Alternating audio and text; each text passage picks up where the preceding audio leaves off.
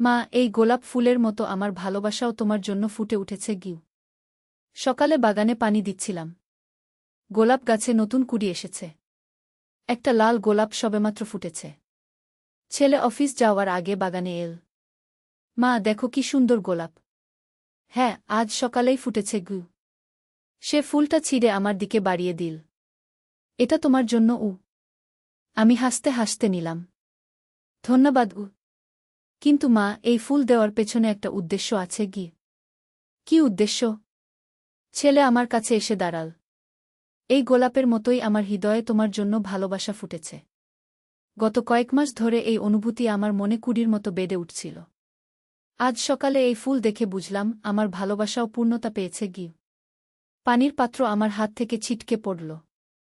তুই কি বলছিস? আমি বলছি আমি তোমাকে ভালোবাসি, শুধু ছেলের ভালোবাসা নয়, একজন পুরুষের ভালোবাসা।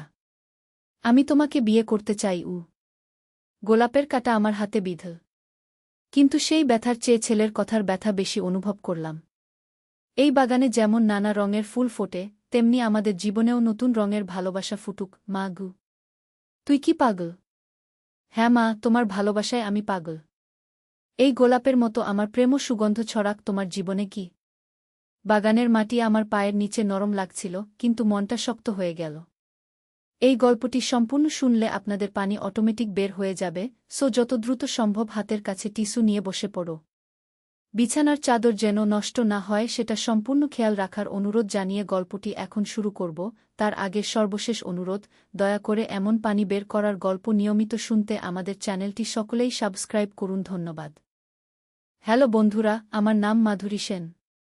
আমার বয়স 40 বছর। আমার স্বামীর নাম তপন সেন, বয়স 43 বছর। আমাদের 2 সন্তান, তন্ময় আর স্মিতা। তন্ময় 21 বছর বয়সী, ভার্সিটিতে পড়ে। স্মিতা 14 বছর বয়সী, হাই স্কুলে যায়। কিন্তু এই মুহূর্তে আমি যা বলতে যাচ্ছি তা শুনে আপনারা অবাক হয়ে যাবেন। কারণ আজ থেকে 3 মাস আগের ঘটনা আমার জীবনে এক অদ্ভুত রহস্যের জন্ম দিয়েছে। সেদিন সকালে তন্ময় যখন আমাকে গোলাপ ফুল দিয়ে সেই কথাগুলো বলেছিল, আমি ভেবেছিলাম ছেলেটার মাথা খারাপ হয়ে গেছে। কিন্তু তারপর যা ঘটল তা আমার কল্পনাকেও হার মানা। মা, তুমি কি জানো এই গোলাপ ফুলের আসল রহস্য? তন্ময় হঠাৎ করে বলল। কি রহস্য? আমি অবাক হয়ে জিজ্ঞেস করলাম। তন্ময় আস্তে আস্তে গোলাপের পাপড়িগুলো আলাদা করতে লাগল। 1টা, 2টা, 3টা। আর তারপর পঞ্চম পাপড়িটা আলাদা করতেই ভিতর থেকে একটা ছোট্ট কাগজ বের হয়ে এল। এটা কি? আমি হাত বাড়িয়ে কাগজটা নিলাম। কাগজে ছোট্ট করে লেখা ছিল, যদি তুমি আসল সত্য জানতে চাও, তাহলে বাগানের পুরনো আমগাছের নিচে খোঁজো কো। আমার হাত কাঁপতে লাগল। তন্ময়, এটা তুই লিখেছিস? না মা, আমি এই কাগজের কিছুই জানি না। আমি শুধু জানি যে আজ সকালে ঘুম থেকে উঠে আমার মনে হয়েছে তোমাকে এই গোলাপটা দিতে হবে। আর সেই সাথে যে কথাগুলো বলেছি সেগুলোও আমার মুখ থেকে আপনা আপনি বের হয়েছে গিউ। আমি তন্ময়ের মুখের দিকে তাকালাম। ছেলের চোখে কোনো মিথ্যার ছাপ নেই। তাহলে এই রহস্যটা কি? দুপুরবেলা যখন তপন অফিস থেকে ফিরল, আমি সব ঘটনা তাকে বললাম। তপন প্রথমে হেসে উড়িয়ে দিতে চাইল, কিন্তু যখন আমি কাগজটা তার হাতে দিলাম, তার মুখের হাসি উধাও হয়ে গেল। মাধুরী, এই হাতের লেখা গু। তপন কাগজটা আরও কাছে নিয়ে দেখল। এটা তো আমার মায়ের হাতের লেখা। আমার রক্ত জমে গেল। তপনের মা মারা গেছেন 5 বছর আগে। তুমি নিশ্চিত? আমি কাপা গলা জিজ্ঞেস করলাম। 100% নিশ্চিত। আমার মা যেভাবে জো আর্ক লিখতেন হুবহু সেইভাবে লেখা গু। সন্ধেবেলা আমরা সবাই মিলে বাগানে গেলাম। পুরনো আমগাছটা আমাদের বাড়ির একদম পেছনে। গাছটার বয়স প্রায় 50 বছর। তপনের দাদা এটা লাগিয়েছিলেন। এখানে খুঁড়তে হবে নাকি? স্মিতা জিজ্ঞেস করল। তপন মাটিতে হাত দিয়ে খোঁজাখুঁজি করতে লাগল। হঠাৎ একটা শক্ত জিনিস হাতে পড়ল। এটা কি? তপন মাটি সরিয়ে দেখল। একটা ছোট্ট ধাতুর বাক্স। বাক্সটা খোলার জন্য একটা বিশেষ ধরনের চাবি লাগে। এই চাবি কোথায় পাব? আমি ভাবলাম। তন্ময় হঠাৎ বলল, মা, তোমার গলার লকেটটা একবার দেখো তো উ। আমি আমার গলার লকেটটা খুলে দেখলাম। লকেটের পেছনে একটা ছোট্ট চাবি লাগানো ছিল, যেটা আমি আগে কখনো খেয়াল করিনি। লকেটের চাবি দিয়ে বাক্সটা খুলতেই ভিতর থেকে বের হলো একটা পুরনো ডায়েরি আর কিছু ছবি। ডায়েরির প্রথম পাতায় লেখা, আমার প্রিয় পুত্রবধূ মাধুরীর জন্য উ। তপনের মায়ের লেখা। আমি ডায়েরি খুলে পড়তে লাগলাম। মাধুরী, যদি তুমি এই ডায়েরি পড়ছ তাহলে বুঝতে হবে যে আমি আর বেঁচে নেই। কিন্তু মৃত্যুর আগে তোমাকে একটা গুরুত্বপূর্ণ বিষয় জানিয়ে যেতে চাই। আমাদের পরিবারে একটা বিশেষ ক্ষমতা আছে। প্রতি তৃতীয় প্রজন্মে একজন করে এই ক্ষমতা পায়। তুমি হলে সেই বিশেষ ব্যক্তি। তোমার মধ্যে ভবিষ্যৎ দেখার শক্তি আছে। কিন্তু এই শক্তি তখনই জাগ্রত হয় যখন তুমি সবচেয়ে বেশি উদ্বিগ্ন বা চিন্তিত থাকো। আজ তন্ময় তোমাকে যে কথা বলেছে সেগুলো আসলে তোমার অবচেতন মনের ভবিষ্যৎ দেখার ক্ষমতা। তোমার মন জানে যে আগামী কয়েক মাসে তোমার জীবনে বড় পরিবর্তন আসছে। কিন্তু চিন্তা করো না। যা ঘটতে যাচ্ছে তা তোমার জন্য ভালো। আমি পরের পাতা উল্টালাম। মাধুরী, তুমি গর্ভবতী হতে যাচ্ছ। তৃতীয় সন্তান। কিন্তু এই খবরটা তুমি এখনো জানো না। আগামী সপ্তাহে ডাক্তারের কাছে গিয়ে নিশ্চিত হবে। এই সন্তান হবে খুবই বিশেষ। তার মধ্যেও আমাদের পারিবারিক শক্তি থাকবে। তাই তন্ময় তোমাকে ভালোবাসার কথা বলেছে। আসলে সে তার ভবিষ্যৎ ভাইবোনের জন্য মাতৃত্বের প্রতি তোমার ভালোবাসা অনুভব করছে। আমার হাত কাঁপতে লাগল। এটা কি সম্ভব? পরের দিন আমি ডাক্তারের কাছে গিয়ে পরীক্ষা করালাম। রিপোর্টে লেখা ছিল গর্ভকাল 4 সপ্তাহ। আমি স্তব্ধ হয়ে গেলাম। তপনের মায়ের কথা 100% সত্যি হয়েছে। কিন্তু রহস্য এখানেই শেষ নয়। ডায়েরির পরবর্তী পাতায় আরও অদ্ভুত তথ্য লেখা ছিল। মাধুরী, তোমার এই নতুন সন্তান জন্মের সময় একটা বিশেষ চিহ্ন নিয়ে আসবে। তার বাম হাতের তালুতে একটা ছোট্ট তারার মতো দাগ থাকবে। এই চিহ্ন মানে হল যে সে আমাদের পরিবারের সবচেয়ে শক্তিশালী ব্যক্তি হবে। তার মধ্যে ভবিষ্যৎ দেখার পাশাপাশি অতীতও দেখার ক্ষমতা থাকবে। কিন্তু এই শক্তি সে পাবে 21 বছর বয়সে। ততদিন পর্যন্ত তাকে সাধারণ শিশুর মতোই বড় করতে হবে। আমি তপনকে সব কিছু জানালাম। তপন প্রথমে অবিশ্বাস করল, কিন্তু পরে মেনে নিল। 9 মাস পরে আমার সন্তান জন্ম। একটা মেয়ে। জন্মের সময় ডাক্তার তার বাম হাতের তালু দেখিয়ে বলল, দেখুন, বাচ্চার হাতে একটা তারার মতো দাগ আছে। এটা খুবই বিরল। আমার গায়ে কাঁটা দিয়ে উঠল। আমরা মেয়ের নাম রাখলাম তারা। কিন্তু এখানেই আমার গল্প শেষ নয়। তারার জন্মের পর থেকে আমার জীবনে আরও অদ্ভুত ঘটনা ঘটতে থাকল। তারার 3 বছর বয়সে একদিন সে আমাকে বলল, মা, দাদিমা এসেছে। দাদিমা কোথায়? আমি জিজ্ঞেস করলাম। তপনের মা তো আর নেই। তারা বাগানের দিকে আঙুল দিয়ে দেখাল। ওই যে আমগাছের নিচে দাঁড়িয়ে আছে। আমি সেই দিকে তাকালাম, কিন্তু কিছুই দেখলাম না। তারা, ওখানে তো কেউ নেই। আছে মা। দাদিমা বলছে তোমাকে কিছু জরুরি কথা বলতে হবে। আমি ভাবলাম মেয়ের কল্পনা। কিন্তু তারপর দিন আবার একই ঘটনা। তারা বলল, দাদিমা বলেছে তুমি আমগাছের নিচে আরেকটা বাক্স পাবে। ওটা খোলো। আমি আমগাছের নিচে গিয়ে খুঁজলাম। সত্যিই আরেকটা বাক্স পেলাম। এই বাক্সে ছিল তপনের মায়ের আরেকটা চিঠি। মাধুরী, যদি তারা তোমাকে এই চিঠির কথা বলে থাকে, তাহলে বুঝতে হবে যে তার শক্তি সময়ের আগেই জেগে উঠেছে। এটা খুবই বিরল। সাধারণত এই শক্তি 21 বছর বয়সে জাগে, কিন্তু তারা ব্যতিক্রম। আমি তারার সাথে যোগাযোগ করতে পারি কারণ সে আমাকে দেখতে পায়। আত্মিক জগতের সাথে তার সংযোগ আছে। কিন্তু তুমি একটা বিষয়ে সাবধান থেকো। তারার এই শক্তি যেন কেউ ভুলভাবে ব্যবহার না করে। অনেক মানুষ এমন শক্তির জন্য লালায়িত থাকে। তাই তারার এই ক্ষমতার কথা কারো কাছে বলো না। এমনকি তন্ময় আর স্মিতার কাছেও না। আমি চিঠিটা পড়ার পর পুড়িয়ে ফেললাম। তারার 5 বছর বয়সে আরেকটা ঘটনা ঘটল। একদিন সে আমাকে বলল, মা, আগামীকাল বাবার একটা দুর্ঘটনা হবে। কিন্তু চিন্তা করো না, খুব বেশি আঘাত লাগবে না। আমি ভয় পেয়ে গেলাম। কী রকম দুর্ঘটনা? বাবা অফিস থেকে ফেরার সময় একটা গাড়ি এসে ধাক্কা দেবে। কিন্তু বাবা ঠিক সময়ে সরে যাবে, তাই শুধু পায়ে লাগবে। পরের দিন তপন অফিস থেকে ফেরার সময় সত্যিই একটা গাড়ি এসে ধাক্কা দিল। কিন্তু তপন ঠিক সময়ে সরে গেল, তাই শুধু পায়ে হালকা আঘাত লাগল। আমি তারার ক্ষমতায় আরও বিশ্বাস করতে লাগলাম। তারার 7 বছর বয়সে সে আমাকে বলল, মা, আমি অতীতও দেখতে পারি। কিভাবে?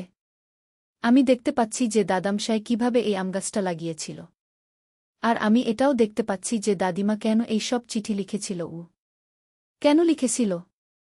দাদিমা জানতেন যে তার মৃত্যুর পর আমাদের পরিবারের রহস্য হারিয়ে যেতে পারে। তাই তিনি সব কিছু লিখে রেখে গেছেন গু। তারা আরও বলল, মা, আমি আরও একটা জিনিস দেখতে পাচ্ছি। এই বাড়িতে একটা গুপ্তধন আছে গি। গুপ্তধন? হ্যাঁ, দাদামশায় একটা টিনের বাক্সে অনেক সোনার গহনা আর টাকা লুকিয়ে রেখেছিল। সেটা আছে তোমাদের বেডরুমের মেঝের নিচে গি। আমি আর তপন সেদিনই বেডরুমের মেঝে খোঁড়াখুড়ি করলাম। সত্যি একটা টিনের বাক্স পেলাম। ভিতরে অনেক সোনার গহনা আর পুরনো টাকা। এই ঘটনার পর আমি বুঝলাম যে তারার ক্ষমতা শুধু ভবিষ্যৎ বা অতীত দেখা নয়, সে আত্মিক জগতের সাথেও যোগাযোগ করতে পারে। তারার ৮ বছর বয়সে একদিন সে খুব চিন্তিত হয়ে আমার কাছে এল। মা, আমি একটা খারাপ জিনিস দেখেছি। কি দেখেছিস? আগামী মাসে আমাদের এলাকায় একটা বড় আগুন লাগবে। অনেক বাড়িঘর পুড়ে যাবে। কোন দিন? তারা বলল একটা নির্দিষ্ট তারিখ। আমি সেই তারিখের দিন ফায়ার সার্ভিসে ফোন করে জানালাম যে আমাদের এলাকায় আগুনের ঝুঁকি আছে। তারা এসে চেক করে দেখল একটা তারের গোলমালের কারণে সত্যিই আগুনের ঝুঁকি ছিল। তারা সেটা ঠিক করে দিল। আর সেই দিন কোনো আগুনের ঘটনা ঘটেনি। তারার ৯ বছর বয়সে সে আমাকে বলল, মা, দাদিমা বলেছে আমার আরেকটা বিশেষ কাজ আছে। কি কাজ? আমি মানুষের হারিয়ে যাওয়া জিনিস খুঁজে দিতে পারি। কিভাবে? আমি শুধু সেই জিনিসের ছবি দেখলেই বলে দিতে পারি সেটা কোথায় আছে গি। কয়েকদিন পরেই এই ক্ষমতার পরীক্ষা হল। আমাদের প্রতিবেশী মিসেস শর্মা এসে বলল তার সোনার কানের দুল হারিয়ে গেছে। তারা তার হাত ধরে বলল, আন্টি, আপনার কানের দুল আছে রান্নাঘরের চুলার নিচে গু। মিসেস শর্মা গিয়ে দেখো সত্যিই দুলটা চুলার নিচে পড়ে আছে। এরপর থেকে এলাকার অনেক মানুষ তাদের হারানো জিনিস খোঁজার জন্য তারার কাছে আসতে লাগল। তারার ১০ বছর বয়সে একদিন সে আমাকে বলল, মা, আমি আর দাদিমাকে দেখতে পাচ্ছি না গি।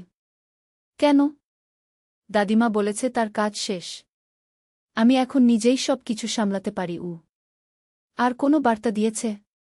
হ্যাঁ, দাদিমা বলেছে যে আমি যখন ১৮ বছর বয়সে পা দেব, তখন আমার ক্ষমতা আরও বেড়ে যাবে। আর ২১ বছর বয়সে আমি সময় ভ্রমণ করতে পারব। আমার মাথা ঘুরে গেল। সময় ভ্রমণ? হ্যাঁ মা, আমি অতীতে বা ভবিষ্যতে যেতে পারব। কিন্তু শুধু দেখার জন্য, কিছু পরিবর্তন করার জন্য নয় গে। তারার ১১ বছর বয়সে আরেকটা অদ্ভুত ঘটনা ঘটল। একদিন সে স্কুল থেকে ফিরে এসে বলল, মা, আমাদের স্কুলের নতুন শিক্ষিকা মিস রহমানের একটা বড় সমস্যা আছে গিউ। কি সমস্যা? তার বাবা অসুস্থ, কিন্তু তিনি জানেন না। আর তার বাবা আগামী সপ্তাহে হার্ট অ্যাটাকে পড়বেন। কিন্তু যদি আজকেই ডাক্তারের কাছে নিয়ে যায় তাহলে বেঁচে যাবেন গু। আমি দ্বিধায় পড়ে গেলাম। মিস রহমানকে এই কথা বলা উচিত কি না? অবশেষে আমি সিদ্ধান্ত নিলাম। পরের দিন স্কুলে গিয়ে মিস রহমানের সাথে কথা বললাম। মিস রহমান, আপনার বাবার স্বাস্থ্য কেমন? ভালো তো। কেন জিজ্ঞেস করছেন? একবার ডাক্তার দেখিয়ে নিন। আমার মনে হচ্ছে তার চেকআপ দরকার। মিস রহমান প্রথমে আমার কথায় কান দিলেন না। কিন্তু আমি জোর করে বোঝালাম। ৩ দিন পরে মিস রহমান আমার কাছে এসে কাঁদতে কাঁদতে বললেন, আপা, আপনি আমার বাবার জীবন বাঁচিয়েছেন। ডাক্তার বলেছে তার হার্টে ব্লকেজ ছিল। আরও দেরি হলে বিপদ হতো। তার ১২ বছর বয়সে সে আমাকে বলল, মা, আমি এখন মানুষের মনের কথাও শুনতে পারি। কি বলছিস? সত্যি মা। আমি বুঝতে পারি কে কি ভাবছে গি। এটা শুনে আমার ভয় লাগল। এত ক্ষমতা একটা মেয়ের মধ্যে। তারা আরও বলল, মা, চিন্তা করো না। আমি এই ক্ষমতা শুধু ভালো কাজে ব্যবহার করব। দাদিমা আমাকে শিখিয়ে দিয়েছে কিভাবে এগুলো নিয়ন্ত্রণ করতে হয় গে। তারার ১৩ বছর বয়সে একদিন তন্ময় আমার কাছে এসে বলল, মা, তারার মধ্যে কি কোনো বিশেষত্ব আছে? কেন? আমি খেয়াল করেছি যে তারা অনেক কিছু আগে থেকেই জানে। আর সে যা বলে তা সব সত্যি হয়ে যায়। আমি তন্ময়কে কিছু বললাম না। কিন্তু বুঝলাম যে তারার ক্ষমতা আর গোপন রাখা যাবে না। সেদিন রাতে তারা আমার কাছে এসে বলল, মা, তন্ময় ভাইজা আমার ক্ষমতার কথা সন্দেহ করছে। কিন্তু তুমি তাকে কিছু বলো না। আমি নিজেই সামলাব গো। পরের দিন তারা তন্ময়কে বলল, ভাইজা, আপনি আগামীকাল পরীক্ষায় গণিতে ৮-৭ পাবেন গু। তন্ময় হেসে বলল, সত্যি? তুই কিভাবে জানিস? জানি তো। আর আপনার বন্ধু রাজু ভাইজা আপনাকে একটা সারপ্রাইজ গিফট দেবে গি। পরের দিন তন্ময় পরীক্ষা সত্যিই গণিতে ৮-৭ পেল। আর তার বন্ধু রাজু তাকে একটা কলম উপহার দিল। তন্ময় অবাক হয়ে তারার কাছে এল। তারা, তুই সত্যিই ভবিষ্যৎ দেখতে পারিস? তারা মাথা নাড়ল। হ্যাঁ ভাইজা। কিন্তু এটা আমাদের পরিবারের গোপন বিষয়। কারো কাছে বলবেন না গি। তন্ময় কথা দিল। তারার 14 বছর বয়সে সে আমাকে বলল, মা, আমি স্বপ্নে দেখেছি যে আমাদের এলাকায় একটা বড় ভূমিকম্প হবে। কিন্তু চিন্তা করো না, কেউ মারা যাবে না গি। কবে হবে? তারা একটা তারিখ বলল। সেই তারিখের দিন সত্যিই ভূমিকম্প হল। কিন্তু খুব বেশি ক্ষতি হল না। তারার 15 বছর বয়সে সে আমাকে বলল, মা, আমি এখন অন্য মানুষদের স্বপ্ন দেখতে পারি। মানে? মানে হলো কেউ রাতে যে স্বপ্ন দেখে সেই স্বপ্ন আমি দেখতে পারি গু। এই ক্ষমতা দিয়ে তারা অনেক মানুষের সমস্যার সমাধান করতে লাগল। কারণ মানুষের স্বপ্নে অনেক সময় তাদের অবচেতন মনের চিন্তা প্রকাশ পায়। তারার 16 বছর বয়সে একটা বড় ঘটনা ঘটল। এলাকার একটা ছোট মেয়ে হারিয়ে গেল। সবাই খোঁজাখুঁজি করেও পেল না। তারা আমাকে বলল, মা, আমি মেয়েটাকে দেখতে পাচ্ছি। সে বেঁচে আছে। এলাকার বাইরে একটা পুরনো বাড়িতে লুকিয়ে আছে গি। আমরা পুলিশকে জানালাম। পুলিশ তারার দেওয়া ঠিকানায় গিয়ে মেয়েটাকে খুঁজে পেল। এই ঘটনার পর তারার খ্যাতি ছড়িয়ে গেল। অনেক দূর দূরান্ত থেকে মানুষ এসে তারার সাহায্য চাইতে লাগল। তারার 17 বছর বয়সে সে আমাকে বলল, মা, আমি এখন অন্য গ্রহের সাথেও যোগাযোগ করতে পারি। কি বলছিস? মা, আমি দেখতে পাচ্ছি যে মহাকাশে অন্য প্রাণী আছে। তারা আমাদের সাথে যোগাযোগ করার চেষ্টা করছে গি। আমি ভাবলাম এটা হয়তো তারার কল্পনা। কিন্তু কয়েকদিন পরে খবরের কাগজে দেখলাম যে বিজ্ঞানীরা মহাকাশ থেকে একটা অজানা সংকেত পেয়েছে। তারার 18 বছর বয়সে সে আমাকে বলল, মা, আমার ক্ষমতা এখন পূর্ণতা পেয়েছে। আমি এখন পৃথিবীর যেকোনো জায়গার যেকোনো ঘটনা দেখতে পারি। সত্যি? হ্যাঁ মা। আমি এখন জানি যে পৃথিবীতে কি কি ঘটতে যাচ্ছে। কিন্তু আমি শুধু সেই সব ঘটনা পরিবর্তন করব যেগুলো মানুষের ক্ষতি করবে গে। তারার 19 বছর বয়সে একদিন সে আমার কাছে এসে বলল, মা, আমি সিদ্ধান্ত নিয়েছি। আমি আমার ক্ষমতা দিয়ে মানুষের সেবা করব। কিভাবে?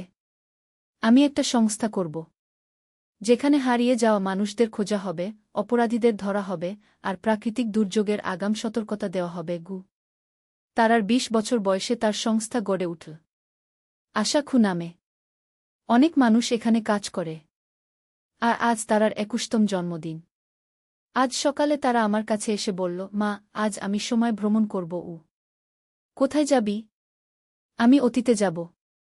দাদিমার সাথে দেখা করব। তার কাছ থেকে আরও কিছু জানার আছে গি। কি জানা? আমার মতো ক্ষমতাসম্পন্ন আরও কেউ আছে কি না পৃথিবীতে। যদি থাকে তাহলে আমরা মিলে আরও বড় কিছু করতে পারব। তারা আমার হাত ধরে বলল, মা, তুমি চিন্তা করো না। আমি ফিরে আসব।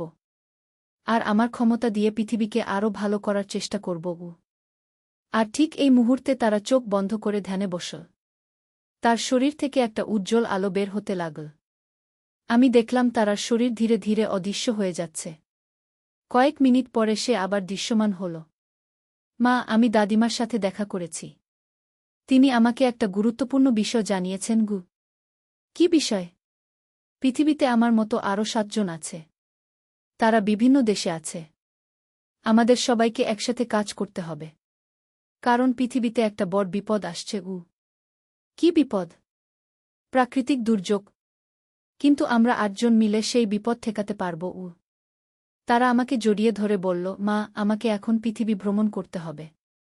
বাকি 7 জনকে খুঁজে বের করতে হবে। কতদিন লাগবে? 1 বছর। কিন্তু তুমি চিন্তা করো না। আমি প্রতিদিন তোমার সাথে মানসিকভাবে যোগাযোগ করব। আজ তারা বাড়ি ছেড়ে চলে গেছে। কিন্তু আমি জানি সে ভালো আছে। কারণ মাঝে মাঝেই তার কণ্ঠস্বর শুনতে পাই মনের মধ্যে। আর আজ তন্ময় যে কথাগুলো বলেছিল সেগুলো আসলে ছিল তার অবচেতন মনে তারার জন্য মাতৃত্বের ভালোবাসার প্রকাশ। কারণ তন্ময় জানত যে তারা একদিন বাড়ি ছেড়ে চলে যাবে পৃথিবীর মানুষের সেবা করতে। আর সেই গোলাপ ফুলের মধ্যেও লুকানো ছিল আমাদের পারিবারিক ইতিহাসের সূত্র। এই হল আমার জীবনের সবচেয়ে অদ্ভুত ও রহস্যময় গল্প। যে গল্পের শুরু হয়েছিল একটা গোলাপ ফুল দিয়ে আর শেষ হল একটা অসাধারণ মেয়ের বিশ্বযাত্রা দিয়ে।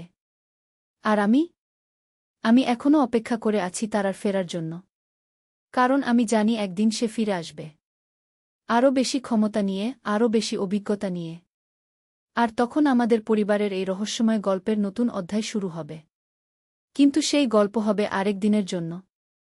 আজকের মতো এখানেই শেষ।